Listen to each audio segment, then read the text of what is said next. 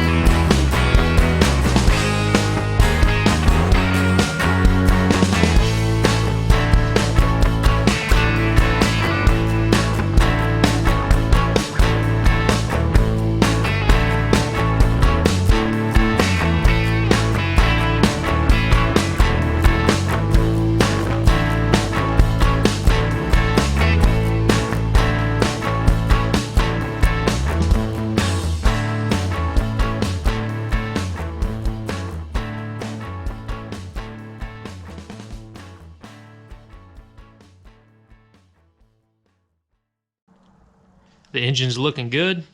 Got it all in that high heat primer. Got this side cleaned up really well. This is the hot side. The exhaust manifold boasts these ears on the block, so no need really spending a lot of time getting that clean, because the more the engine heat cycles, this builds up a lot of heat, so the paint will just pretty much wrinkle off of it. But I got all that cleaned up. At the front of it cleaned up really nice and primer. Like I said, this is Saturday. I'll probably come out Sunday and film the rest of the video of me painting this. But the block is going back to black. I'm going to go ahead and spray the block down with this Rust-Oleum High Heat Ultra. It'll withstand up to 1200 degrees, so I think that'll be really nice with the block. Gloss black. And eventually what I'll do is spray paint the timing cover, the valve covers, and that air intake plenum with this blue. I think that'll look really good, those two colors. But for right now, I'm not going to put the valve cover gaskets or paint the valve covers. I was thinking about doing that the other day, but I've kind of changed my mind because I hooked the chain to these anchor points, the one here at the front, one there at the back, and if I go to put this engine in, I might scratch these up really bad, and I'd hate to have to do the job twice, so I'll just wait till the engine's in the truck before I do anything with the valve covers on it and get them painted up. But like I said, this air intake plenum I'll clean up really nice and paint blue, along with the timing cover. But that'll do it for this part of the video. We'll probably flash forward to Sunday, getting up early, coming out here and spraying this thing down with some paint. Alright, moment of truth. Time to take that high heat paint, see what it looks like on this block.